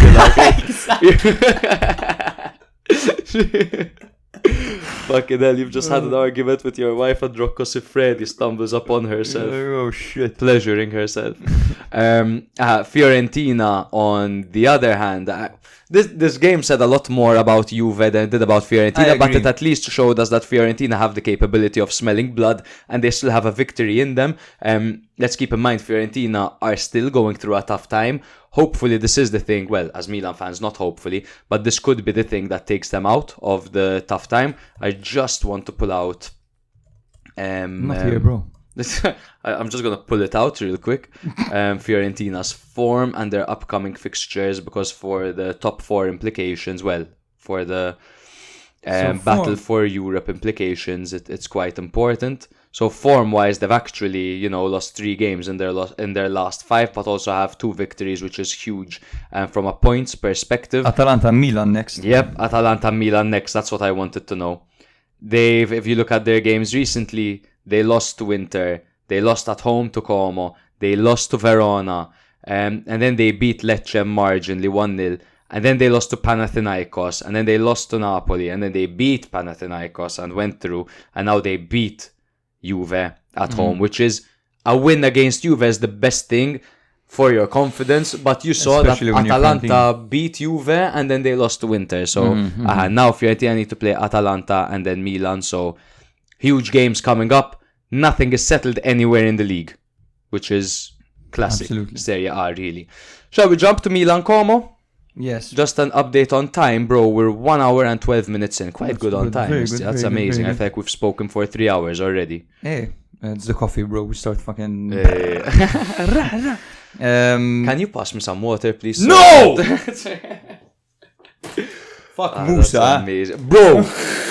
We were watching the game together and Madonna I said a few really harsh things about Musa because he didn't put a foot right in this game, unfortunately. Musa, everything went horribly wrong for him. When he dribbled the keeper and exactly missed, from the misses when he was played through 1-on-1 and he miscontrolled it. And then in the second half, Conceição sacrificed Bondo because he was on a yellow, and Musa got a yellow right after forcing another substitution. Man. Come on, bro. A stupid yellow on, at that man. as well. Now, the thing we must remember is that Musa's 22 years old. He's proven to be very versatile, and he's got a lot of positives to his game. This was an off game though for him. It Absolutely. was But his worst terrible the game. worst game I've seen of Musa so far. For sure. You could tell when Musa's going to have a bad game because what Musa struggles with is doing something, is coming back. He doesn't have the experience to keep calm when something goes wrong for him. You could see him get a little bit flustered, and you could see him losing control of the ball. Boy. And after that, you could tell, like, that miss, it was all in his mind. All in his mind. That was overthinking galore. And you're going to get that with young players in a foreign country, of course. That was him thinking, should I shoot or should I pass? And then not doing either. Exactly, doing both. Trying to do both, It was just amateur in that sense. But I think I just want to, like, break it down because I feel like it's the biggest thing that happened in this game for at least the wide audience is Dele Alli coming back. Comes back he after 2 years of inactivity, after telling everyone exactly about his childhood, what he's been going through over the past 2 years, obviously with the sleeping pill addiction, just going through an incredibly hard time. I was super proud to see a man, especially a man like him, speaking out about it, which is very, very difficult, particularly in such a toxic environment of football, where fans, unfortunately, have the respectful fans and you have the uneducated hooligan fans. So very, very fucking brave, and I'm proud of him for a guy to speak out like that. Comes back after 10 minutes, gets a straight red card. Had it even been 10 minutes? Around 10 minutes. Oof. Around 10 minutes. Just you could see he was a bit frantic and all over the place. Of course, after 2 years out. The good news is he received overwhelming support, and he seems to be taking it well. He was joking, exchanging messages with Ruben Loftus-Cheek and posting them on his Instagram. Apparently, Loftus-Cheek, who also played after a while, he was out injured. He told him, I only stayed down because I was exhausted. So he said, I stayed down because I was blowing. Must have missed that. Didn't see that straight up. I believe. I believe. Yes, it means exhausted. He was out exactly. of breath. But he had been playing for 12 minutes, Loftus-Cheek. Yes, but he just came back from injury. Yeah. He just came. We hadn't seen. I forgot he existed. It's true. When we're like, Ruben.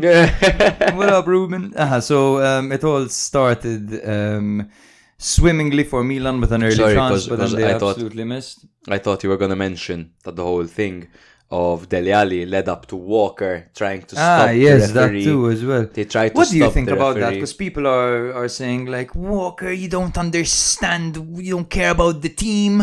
You care more about your friend than the team. The comments I've been seeing. I'm a Milan fan and I adored it. Like I really, it was like the 91st minute. Some things are bigger than football. Exactly. Have a clear red card though. Clear red card. Clear. Could have broken his leg. But no, I thought it was amazing by Walker. It made me. I have a lot of not mistrust on Walker because of the maybe type of person he is, but that gave me. You know, sometimes you see humans doing really nice things and gives you faith in humanity. It's one of the things Walker did, and it was beautiful. He's gentlemanly challenged, Walker, usually, so it was nice to see. Exactly. Absolutely.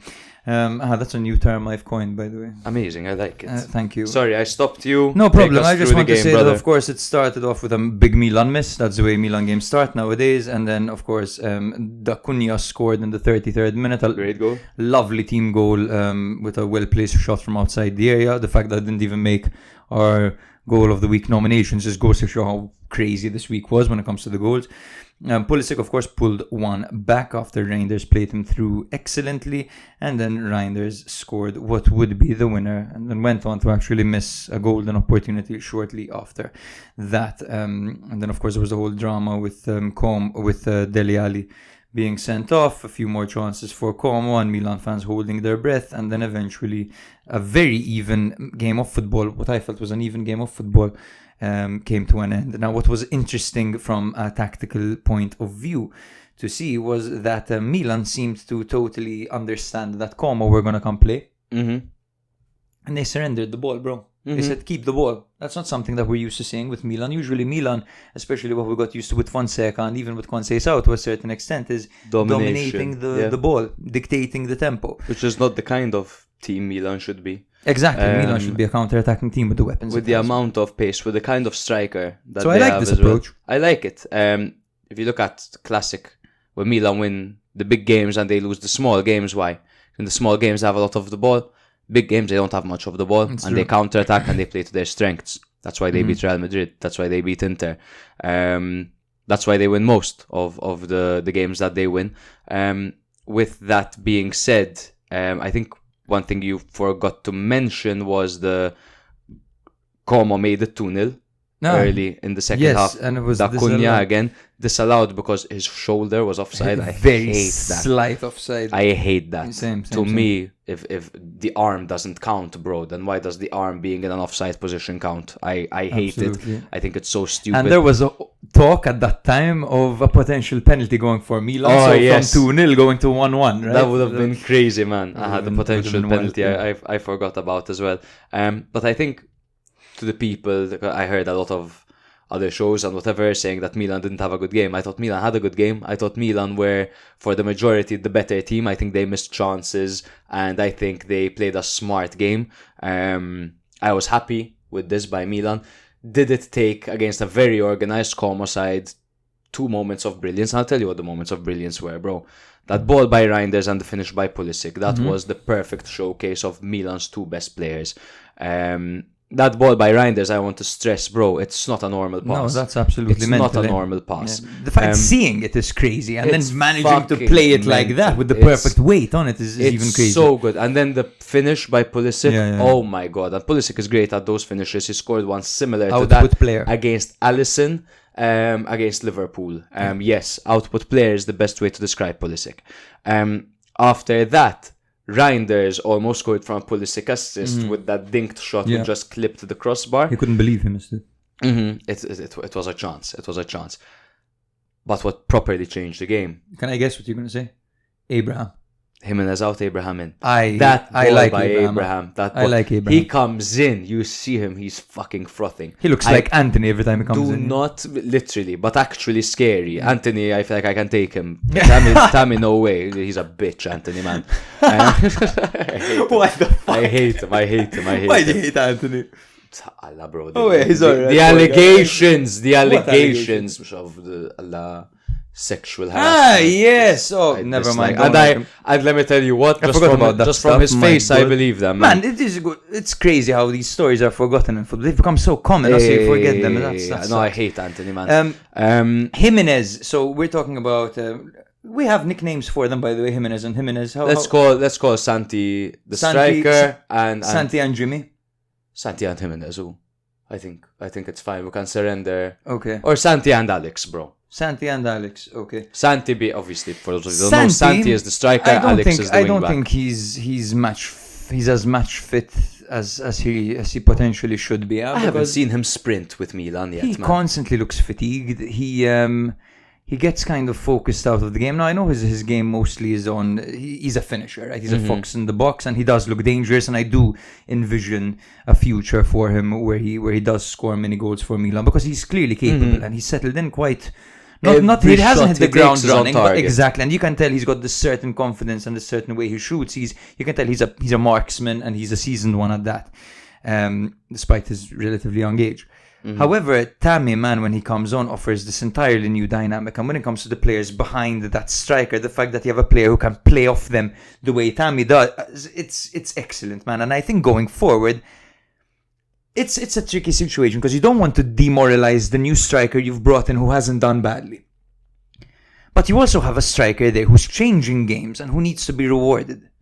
Because Tammy, man, he changed the game over here.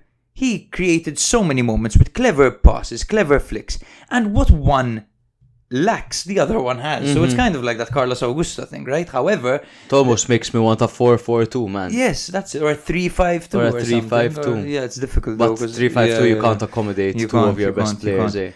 Eh? However, Conceição loves a 4-4-2. We'll see. Well, yeah, he's a good player to bring on in these scenarios. He is, but so is Jimenez when you're overloading the box. Yep, you're right. You know, at the end of the game. And I don't know, man. Sometimes I feel like crossing it into the box with Jimenez arriving late. Sometimes he gets kind of out muscled a bit. I don't know. I think he needs to be a bit more match fit. Personally, I look at him and I see that there's something off with him. Hey, he ever since he's come in, like I said, I feel like he's been a bit slow and he's been a bit sluggish. Once he gets the ball in the area, you see where he's great. He's great with the ball at his feet. However, I feel like he needs to be way more match fit than he currently is. And if that means leaving him on the bench to play Tammy Abraham for at least the next few games until he finds full fitness, because let's keep in mind, Milan bought him while he carried a slight knock, which he picked up after a long-term injury. So it very much could be the case that there's some kind of relapse over there. And the fact that he's substituted every single game goes to show that maybe he doesn't have 90 minutes in him at the moment. With that being said, we've said, because this is the news that we're being fed, is that Milan need a proper number 9. And Milan need a proper number 9. Why? Because they have attacking players around them that could put this guy on a plate. They've got nowadays João Felix, Leao, Reinders, Pulisic, all people that can feed the striker. But when you look at the output that some of Milan's players have, wouldn't it be worth having a 9.5, a kind of false 9 up front, someone like Giroud, someone like Tammy Abraham, who can empower these players closer to goal? I'm not sure which one is better for Milan's system right now, because when Tammy comes on, it makes me feel like it's the latter. It makes me feel like Milan need a Zirkzee, a Giroud, a Tammy Abraham, one of these kinds of strikers. Ideally, Jimenez comes in deeper and he can learn that link-up play. And then, because Tammy misses way too many chances. Tammy, that's the problem. And then I don't want to overly romanticize Tammy because he can't fucking score, man. He's very good when it comes to empowering the players around him. He's a support striker, right? Totally utility, because I wouldn't trust him with anything, bro, to score a chance. To be honest, I almost expect him to miss when he's one-on-one, because he's so clumsy, and then he misses one, he gets in his head, and he won't score for the rest of the game. He's such a two-up-top striker. Yes, man. yes, he's yes, a two-up-top striker. Him and Jimenez up top together would be fantastic. Would be great. Fantastic. It's almost like I almost hope some injuries happen, short-term ones, nothing serious. No, but you know how Napoli had their injuries and there was another gear that they could go in with Raspadori in a 3-5-2. Milan potentially have that with a player like Tammy Abraham. It's true. I don't wish Milan injuries. I think Fonseca's system, even though he loves the Morata type that drops deep and links up play, I think the way Milan were playing, they needed someone like Jimenez in the box, because they had a lot of possession and they were whipping in a lot of crosses that were nullified. And now the way that Conceição is playing, we've brought in a target man, a poacher who can, a fox in the box type like Santi Jimenez. However, a lot of the attacking chances come from counter-attacks where you need your striker to link up well with your teammates. So look, at the end of the day, it's good that Jimenez is scoring or has scored a few goals. So we're not talking about a crisis over here, a problem or a flop or anything of the sort whatsoever. So I guess it's good that Conceição has the option, because he can pick, and I guess that's a good problem to have. For sure. And if the manager is good, then he can make the right decisions, and the right decisions are always going to strengthen the team at the right times. Some not breaking news, but it does seem like at the moment, whilst I liked João Felix when he came on in this game. I think he did a good job. He played the ball to Tammy Abraham, who assisted. He got the assist. He assisted the assist. The hockey assist. It does seem like Milan aren't gonna try to keep him in any way, and I think it's the right call. I don't think he's done anything. There's still 9 games to go. He could still prove us wrong, but he's done nothing. I think it's a very intelligent bit of news to put out there into the world. I believe that news was exactly, you're putting pressure on a player to impress, and I think that's great. They're telling him they're spreading it. He's hearing it through the grapevine that he's not gonna be redeemed. Now I don't know if this has been communicated to him directly from the club, but so far he's seeing it in the newspapers and all that. That might be quite clever at the end of the day. There might to be show that you need to do better than you're currently doing if you want to be redeemed. Yeah, and we might see a lot of movement next summer from Milan, of course, with Hernandez's future still in question. A lot of interest for Leao, of course. Questions about the manager, questions about the sporting director. Is Paratici coming in? Is Allegri coming in? What kind of approach are Redbird going to take next season? I do have the feeling that this squad that we're seeing right now is going to be very, very different next year. Probably. You already compare it to last year, and it was so different because Redbird, they like to make big changes and statement changes. Absolutely. Let's discuss. Thoughts on Warren Bondo before? So I like Bondo. I like the type of player Bondo is, but playing Bondo and Musa, who essentially do the same thing, they both are quite fluid with the ball at their feet and they like to move around and run up. It gives you a lack of stability in the team. Of course, they can both track back and win the ball back, but it gives me very offensive, this lineup, an incredibly offensive lineup. I think Bondo would be better suited next to a Fofana. I don't like Milan's midfield options, bro. I think don't this like needs how to be a 3, man. It needs to be a 3. You can't have I listen to the names I'm gonna tell you right now, bro. Bondo, Musa, Reinders, Loftus-Cheek, Fofana. You know what happens with these players, man? Milan hit on the counter. They get countered on their counter, and suddenly there's no one back. Because they because can the track players them, you but have, they're have the legs to physically track able, back. except yes. for Fofana, who's being they're benched not- for being overweight. Yeah, but they're not exactly ball winners. None of them. Yeah. None of them actually excel at winning the ball back. Remember Kessie, man. Remember the type of Do I tool you remember had in Frank midfield. the fucking Wow, man. Tank Or- wank or- Kessie. Or when we were growing up, Gattuso, the way he would just win the ball. Because back. you need a balanced midfield. Yeah, you need it. It's It what can't be Milan everyone. are going for. Yeah. What Milan are going for is slightly more, and it's an option because you can either have 3 central midfielders the same way Milan did with Pirlo, Seedorf, Gattuso. You know exactly who's doing what. Pirlo is controlling the tempo of the game. Gattuso's winning the ball. Seedorf is going box to box. He can do both, and he's better closer to goal than the other 2 guys. You can either have that super structured, or else if you're going for a 2-man midfield, a double pivot, or if you don't want to have simply specialists, you need more well-rounded players. A player like, for example, a player that I always rated, Kovacic. Kovacic is a very well-rounded player who can play a 6, he can play an 8. He's very well-rounded, he's very versatile. It does seem like Milan are leaning more towards that, because Fofana isn't nailed down one kind of midfielder. Same with Musa. Musa doesn't even have a position. Bondo is very fluid. He likes moving all around the pitch as well. They don't have specialists in midfield. They have well-rounded players, which is fine. But I simply don't think they're good enough, and they lean more towards the attacking style of play. I feel like Milan needs some kind of midfield anchor. Someone with a bit of experience. Someone... Ostia with You balls don't even in need the experience. midfield. Someone who's with willing to go balls. into a 50-50 and potentially hurt themselves in the process. Exactly, You know, bro. someone exactly with balls, bro. Yes, I think we can move on to the whole Fabregas thing after the game.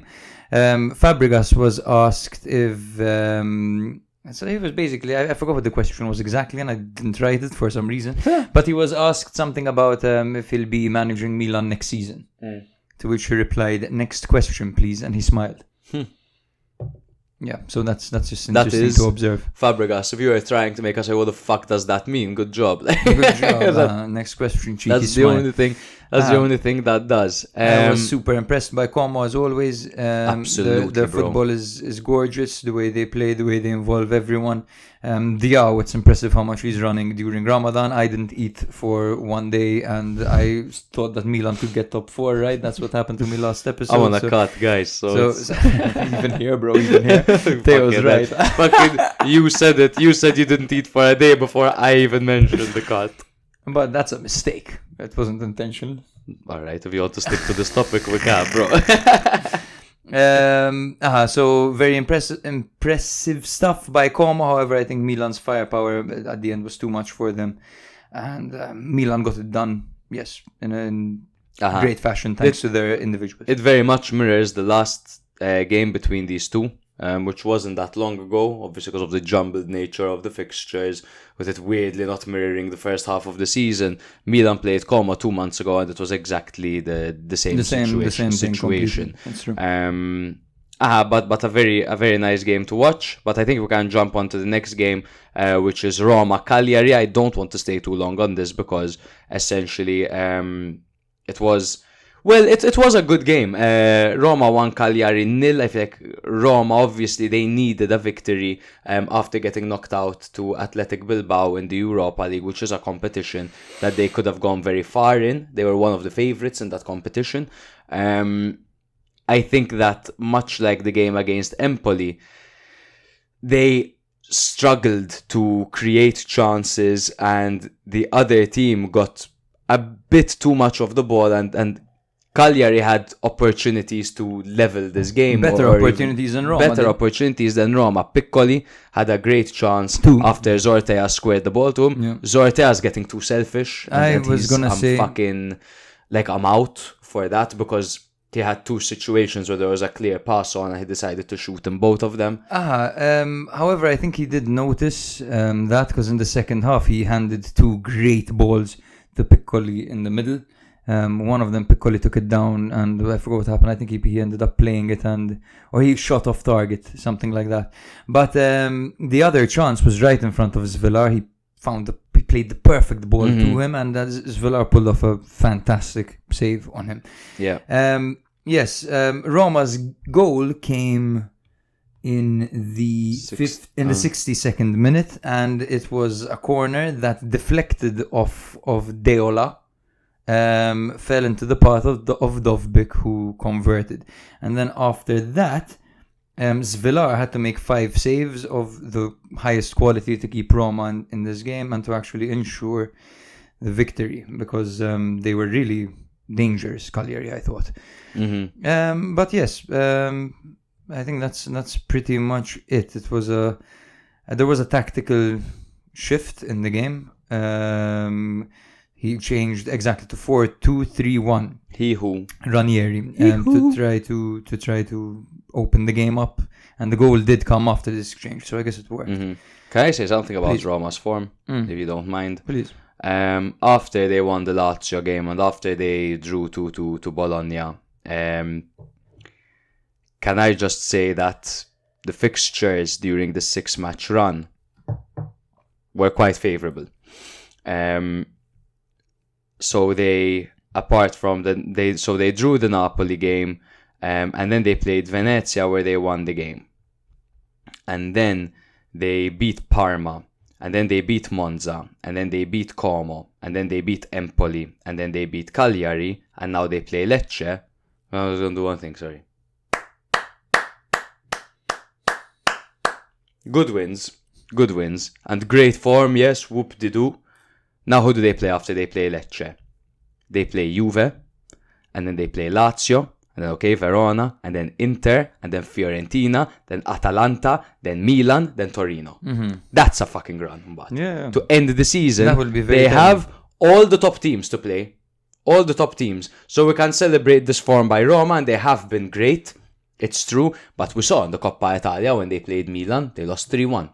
And Milan were completely the better team with the Tammy Abraham doppietta. You were there. Yes. I think Roma did a very good job in this run to make up for their poor start. Yes. Now they're going. These 9 games remaining are 9 finals, and they will actually be very telling. As they will actually show us a clear idea. They will illustrate the progress. Yes, basically. Exactly. They will tell us if this is. An impressive season by Roma, or if it was just a good run that compensated for the shit start. Exactly. Yes. And I think people are getting carried away to a certain extent when they start talking about Champions League. Yes, it's doable. They can do it. But it's very difficult when people talk about keeping Ranieri on for another season. Bro, you won 6 games against bottom tier teams. You should have beaten. Teams you should have beaten. This is all.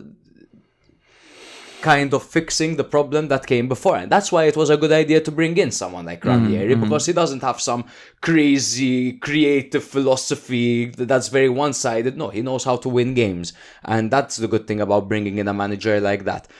But now they have this, they're going to drop loads of points here. They're going to drop points. They're not going to go flawless.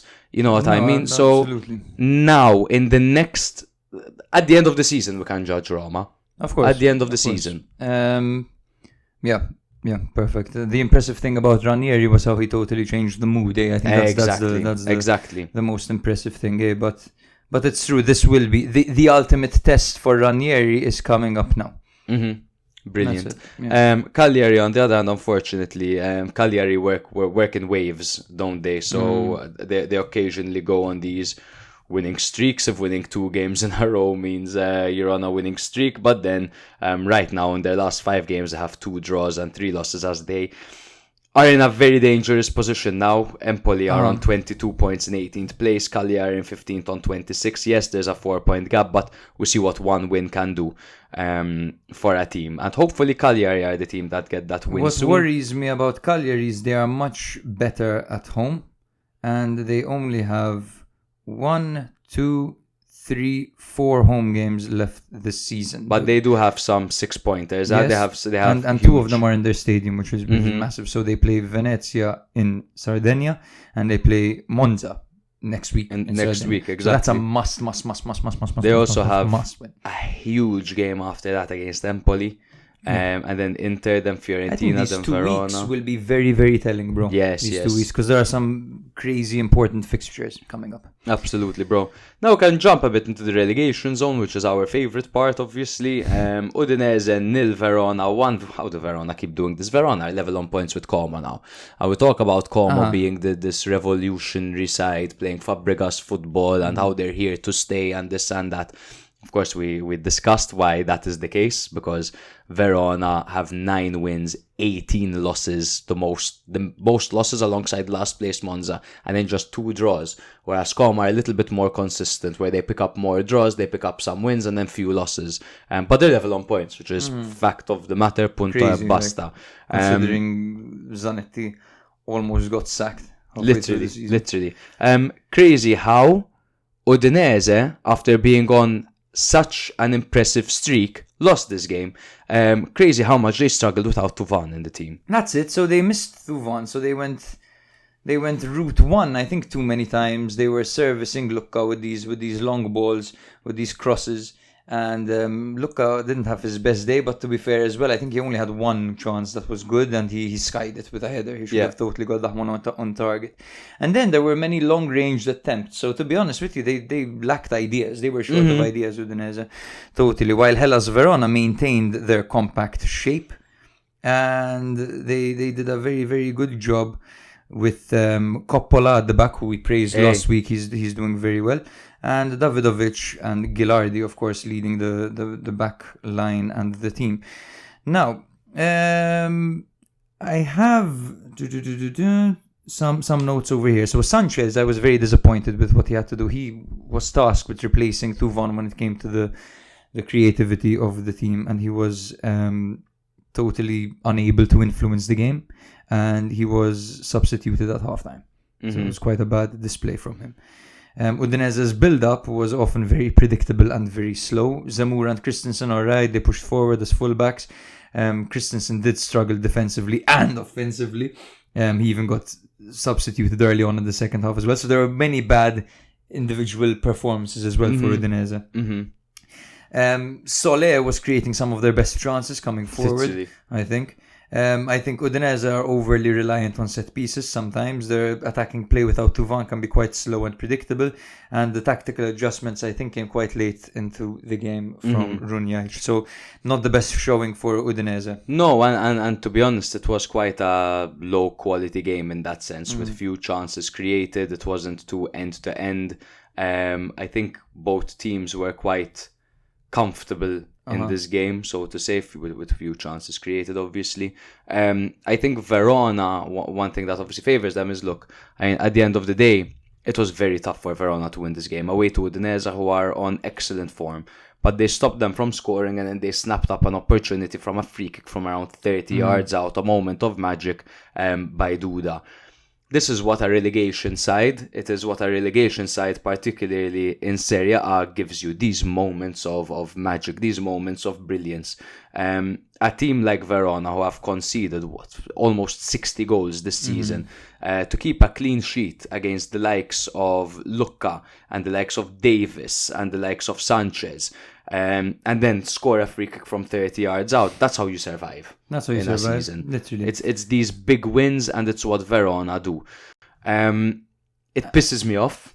That a side like Verona will likely stay up again, because it's not a club. I don't like the way the club operates.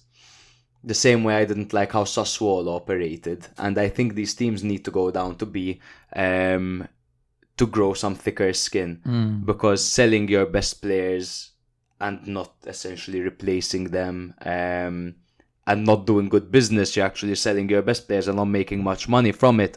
You're just a factory at the end of the day. I don't really like how they operate, but props to them. Their scouting network, signing players I've never heard of before, and they actually get it done. That's impressive. It is. You have to give it to them.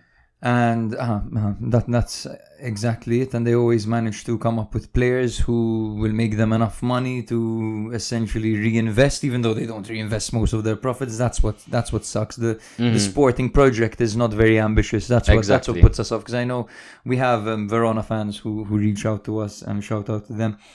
They often tell us, like, you're too harsh on my team, but it's true. The sporting project is not very ambitious, and that's what puts us off, because Verona's a great team, right? And it's the only team from Verona after Chievo's liquidation, so they do deserve to be shown some love. For sure. I do respect, at the end of the day, Zanetti not being sacked, because he has really pulled his socks up since. And here, this formation, actually, it looks like a 3-4-1-2, but it was only 3-4-1-2 in possession, because off the ball, it immediately went into a low block 4-4-2 that was totally impenetrable for Udinese, who seemed quite sluggish getting around it. They didn't let Udinese play the game that they like to play. Udinese are a team that like to add width and depth to the game. That is something that typically it's their wing play that gets them a lot of success, and to be honest, early crosses. But no, they couldn't do it against this side. They couldn't do it against Verona. Verona, absolutely, they shut up shop. Took their opportunity, and that's why they are now in a good position, and they can breathe a little bit, at least for a game or two. On the other hand, Lecce are sinking and sinking and sinking. I put my money actually on them to get relegated. That's 4 losses in a row, and the remaining fixtures are against Roma, Venezia, Juve, Como, Atalanta, Napoli, Verona, Torino, Lazio. So they have the toughest stretch from the lower teams, I think. For sure. This was a very tough game for Lecce, because Malinovsky, absolutely, he was enjoying himself out there. He was having a great time. He is back, and this, I think, was his first start since his injury. Yes. And he absolutely murdered the opposition. Imagine he was available all season. If he was available all season, Gilardino would still have his job. Probably. The way he invented those passes, both passes were out of nowhere. I didn't even see them when he played them. So props to him. And I can't Miretti, believe I spent so much on him in Fanta for this reason, for him to get injured, break his fucking leg, man. Let's take a look at what happened here. Let me just read what I've prepared. So Vieira's side set up in a 4-2-3-1 with Malinovsky, of course, returning as the playmaker behind Pinamonti. His creativity was decisive, as we mentioned, providing 2 assists for Miretti, who thrived in an attacking role and scored a spectacular brace in the first half. Both those goals came in the first half. The first one, of course, was the roundhouse kick, and the second one, he had more time to control the ball, turn, and actually shoot. So Lecce controlled possession early, but they lacked cutting edge. Their second half response saw Indri and Carlsen introduced to add width, And VAR actually awarded them a penalty, which was converted by Kristovic, and this gave them hope as it was only the 68th minute. However, Genoa sat deep and they protected their lead. They conceded control but held firm despite some late scares, to be honest with you. They made some good changes, obviously, to go defensive. Ekator for Zanoli, Norton Chaffee for Sabelli, and Onana for Miretti. Obviously, with that in mind, so good changes by Vieira, obviously. Vieira, this is his best ever season as a coach, ever so slightly. Because I think he did well at Crystal Palace. He had a good season at Crystal Palace. However, his points per match has never been this good. Granted, the scale is only 17 games. At Nice, he averaged in 89 games 1.42 points per game, which is quite good, to be honest. At Genoa, in 17 games, he's got 1.47. Since taking over from Gilardino, he's played 17 games. He's won 6, drawn 7, and only lost 4 games, which is a very impressive stretch. He did very good work at New York City as well. But that doesn't really count, does it? As in, it's the American League. In the top leagues, this is his best spell. Exactly. But very, very impressed by Vieira, who's only 48 years old, man. No, he's already managed 382 games. And this, maybe he's found his league. Maybe he's an Italian football manager. I mean, some styles suit certain leagues, right? So clearly he's found his formula that works, which is this is another 4-2-3-1 that's potentially working. But Frendrup, I enjoy so much. He's so good. He's not like, even if you look at his rating, like Mazzini got a 7 rating over here, and Frendrup got a 6.5 according to SofaScore. But Frendrup is it for them. Frendrup is so the guy in midfield, and I believe he has the most minutes in this entire team. And last season, that guy was Johan Vasquez. I was going to say, it's not Vasquez, it might be. It might be Vasquez, but unless he served the suspension at some point. But Frendrup has been really good for them all season, and I have to say, bro, I've never seen Miretti this good, Miretti, the way that he took both goals, like, it's good to praise Malinovsky. Both passes were invented. They didn't exist, those forward passes. But the way Miretti took the first one, okay, to be honest, a lot of players can kind of... That can come off sometimes. Yeah. You can do that and it can come off. But the way he was calm in the second goal, and the way that he positioned himself, threw away a defender, went to his favourite foot and beat the keeper, calm in front of goal over there. I've never seen him that good. Obviously, he was riding off the confidence, but maybe this Malinovsky-Miretti thing is a new avenue. It's interesting, for because Genoa. I didn't think that he was so clinical, Miretti. I didn't think he could be so clinical, rather. But yeah, excellent stuff. Another player that Juve just...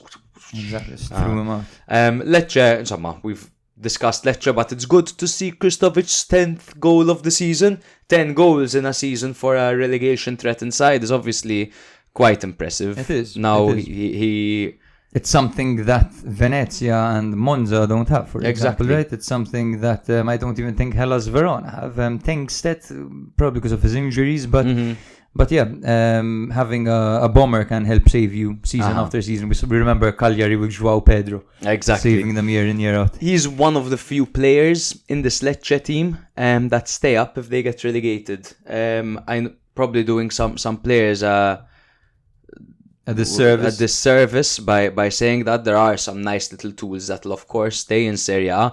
Kristovic is the most obvious one, and the one that stands out the most, right? Yes. I like Tete Morente, for example. He could stay up. Pierotti is obviously... And Falcone could stay up. And Berisha. Basquerotto. Yeah, he's really fallen off. He had one good season, to be fair, man. Yes. Because he scored some goals, like... No, he was alengside Umtiti, and they were really good together. Tiri. Oh, fuck, Tiri.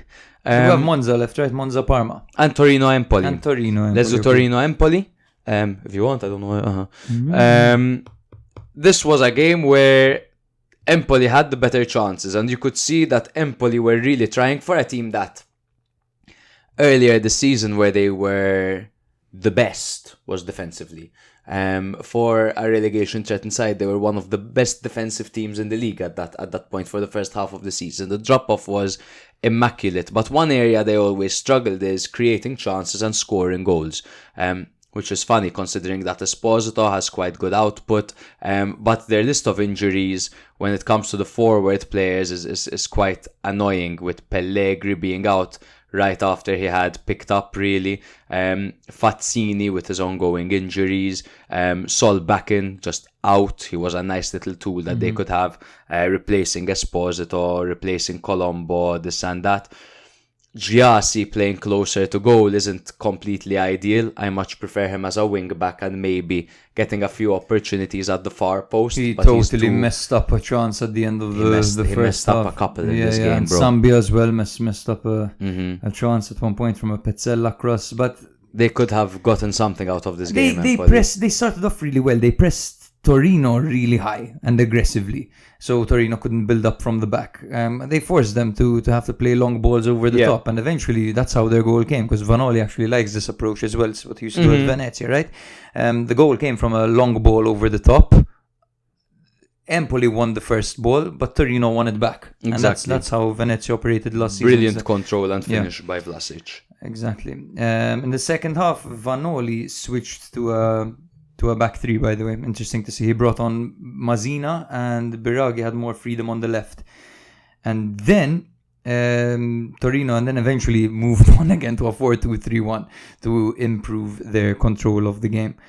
I thought that it was a very interesting game to see how Torino overcame the difficulties that they had in front of them. At least. Yeah. Which is an area where Torino have struggled for the majority of the season, to be fair. And if you notice, Torino have actually had quite a decent spell in recent history. Torino, I was criticizing them because they were struggling so much. Of course, they're still safely in 11th place. 2 points behind Udinese, who are in 10th. But if we look at their most recent games... lossless. Undefeated. They're undefeated in their last 4. And they weren't easy games. They played Milan, who they beat. They beat Monza, okay. They drew to Parma, and they beat Empoli. Before that, they held Atalanta. They drew to Genoa. They only marginally lost to Bologna, which was quite a battle. And now looking at the games they have in front of them, not that it has any kind of implications for them whatsoever. They're away to Lazio, they're home to Verona, away to Como. Their job at this point is to do teams favours. When you're mid-table, that's what you do. You do other team favours. You beat a relegation-threatened side, you beat a side that's battling Europe, you're doing other team favours. They also have to prove to their best players that there is a project and hope for next season with these games left. Yes, because they have a few nice players. There's Elmas, who ever since he's come in, bro, they've made 2 signings in January that instantly, 3 signings in January that instantly nailed on fucking starters, first names on the team sheet with Elmas, Casadei, and Biraghi. How good have they been, man? These guys. Even Biraghi, even he had such a good game. He did. I think there are. They completed the team completely. Like the team lacked a lot of creativity, and Biraghi gives you some creativity from the back. Elmas gives you a player who loves to attack and play direct, and then Casadei just helps Ricci out in the midfield and makes it above average, to be honest. And it also allowed them to just alter their formation so that Shea Adams can play to his strength. That's the main thing we're seeing over here. Because there are players he can support, and because there are players he can support with Elmas and Vlasic, who are great finishers, and who are great closer to goal. Before, you have to service him, which doesn't exactly suit his style of play. But now we're seeing him play to his strengths, which is obviously a good thing. Next on, so you have something else to add? Mazzina scored not at the end. He had the ball at the back of the net, but it was offside. So yes. That's it. On to the last game. Monza 1, Parma 1. I thought we were going to see a Monza win, man. Here, they actually played quite well. Doesn't really change anything, this result in the relegation battle. They took the lead early on, Monza, early on in the second half, sorry. Yeah. It was a close range finish by Izzo from a corner, and you see him running away in celebration. It was a nice little moment for them. He scored in 2 years. Pedestrian defending by Parma on that corner, very similar to how Atalanta defended against Inter. Yeah, literally. on set pieces. And then Parma focused a lot of their attacking from the right. They created overloads with Barnaby, Mann and Almqvist. They struggled to break through Monza's compact defensive shape. Pellegrino was well marshalled by Izzo, and at one point tried a shot from long range, but was great. That was a great save by Turrati, and then eventually the goal actually came from the left when Boni had a moment of individual brilliance. He took on Izzo, dropped him completely, dribbled past, not even dribbled kind of towards players, didn't really dribble past three players, but got in between two and forced the shot, curled it into the top corner. It was a great goal, to be honest. And it was, you don't need to beat players in a flashy kind of manner. Really good movement by him, really intelligent movement. He got the ball in midfield and is like, I'm going to take this to goal. Yeah. And the way he charged forward is brilliant, fantastic. If he were a bit of a flashier player, that goal would have been goal of the season so far. But he's just such a well-rounded striker. And you said you want to talk about him. Because you said you envision him at a big club next season. Yes. I don't. I think it's too early. Do you, man? Yes. I think it's too early. He had too much of a gap between his great form. It doesn't at the matter, start. in my opinion. No, I think it does. I think you need to play an important part before you get scouted. The rest, it's too risky. It depends, I guess, on the price that he'll go for. But for example, I'm seeing 20 million over here. What dip are estimated you value. considering, though? Because I didn't see a dip. So, of goals. Goals. He had a massive dry spell. He had a great start to the season. And then when it comes to the performances, they left a lot to be desired. I thought, man, like there was a gap where he was just not But it's doing also it. the type of striker he is. He's of course he's a good finisher and all that, but he excels with his back towards goal. Much like the reason I keep on saying Napoli is because I really see him as one of the few strikers that can attempt to imitate what Lukaku He would does. be a good vice Lukaku. It's true. It's true. He would be. And I definitely know better that than Napoli Simeone has were been. interested. Malla. I know that Napoli were interested in him. I don't know where that lies right now. It was, when I saw it, I remember it was like this announcement post on Instagram, which made me think it's kind of confirmed.